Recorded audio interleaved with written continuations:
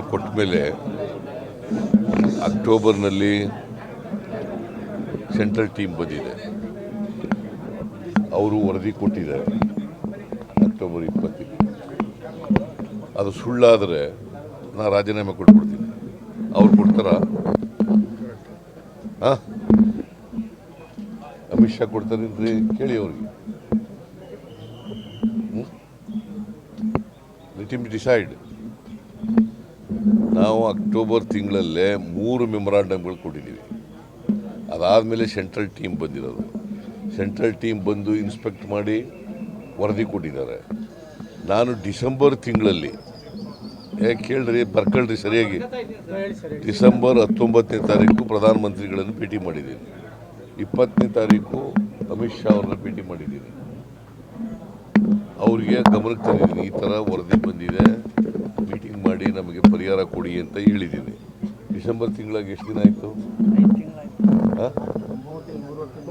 4 ತಿಂಗಳಾಯ್ತು.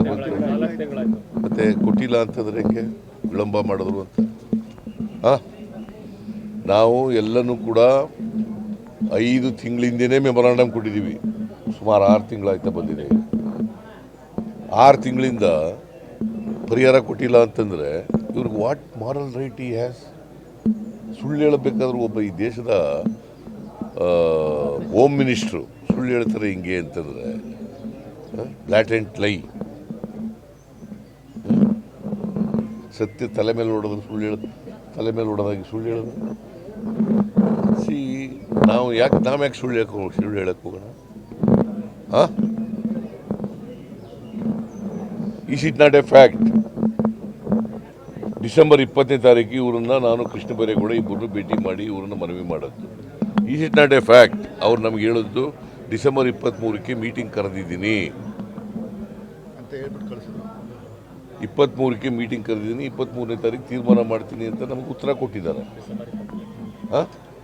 I am ready to prove it.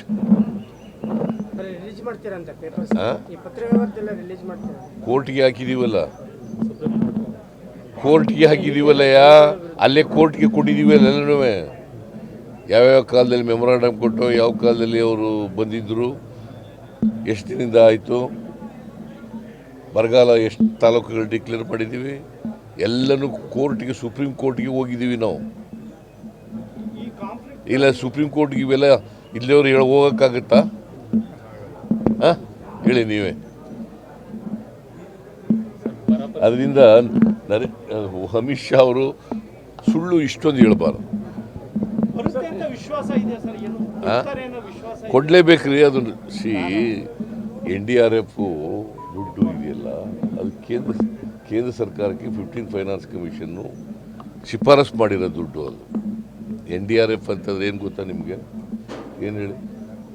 National disaster response fund. National disaster response fund ಪ್ರತಿ 5 ವರ್ಷಕ್ಕೆ ಎಷ್ಟು NDRF ದುಡ್ಡು ಇರಬೇಕು ಅಂತ ಹೇಳ್ತಾರೆ. ಮತ್ತು ಯಾವ ಪ್ರವಾಹ ಬಂದಾಗ, ಬರಗಾಲ ಬಂದಾಗ ಅಥವಾ ಇನ್ಯಾವುದೇ ಅನಾಹುತಗಳಾದಾಗ ಕೊಡಬೇಕು ಆದ್ದರಿಂದ ದುಡ್ಡು ಅಂತ 15 ಫೈನಾನ್ಸ್ ಕಮಿಷನ್ ಹಣಕಾಸಿನ ಇದು ಆಯೋಗ ಶಿಫಾರಸು ಮಾಡ್ತಾರೆ.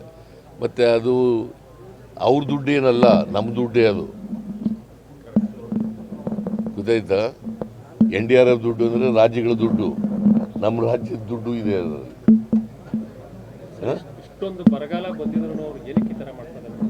ಅವ್ರಿಗೆ ಓಟ್ ಹಾಕಿ ಬರೋದು, ಜನ ಬುದ್ಧಿ ಕಲಿಸ್ಬೇಕು ಅವ್ರಿಗೆ.